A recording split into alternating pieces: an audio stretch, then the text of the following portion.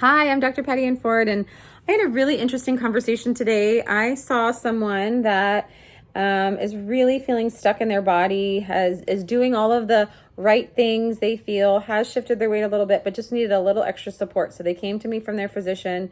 We're just talking about a lot of different things, and they kind of palpated their abdomen and told me where they kind of had some pain after ingestion, maybe an hour, maybe even sooner, half an hour after they eat.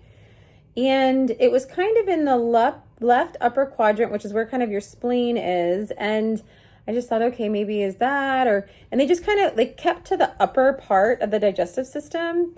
And that's a lot of where you typically have pancreatic juices excreted upon the exposure of food.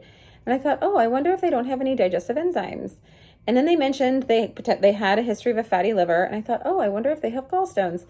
And it was just this really interesting, I had just finished teaching an anatomy class. They were pointing to different parts of their body, and I just asked, and something clicked for them saying, you know what? I do think I'm lacking in digestive enzymes. And they went out and they got them, and I haven't heard back from I think they went out and got them. But it was just this really cool, I wonder, no matter the nutrition plan, no matter the activity, it took space and just a little bit of listening, a little bit of telling their story, and some questions, leaning in intuitively, and we got the next step. And I think sometimes you miss that when you're on very rigid structural plans, which necessarily aren't bad, but you miss this back and forth of a human connection, of someone leaning in and getting to know your story, and just asking questions from a very scientific point of view, but also leaning into what do they need right now?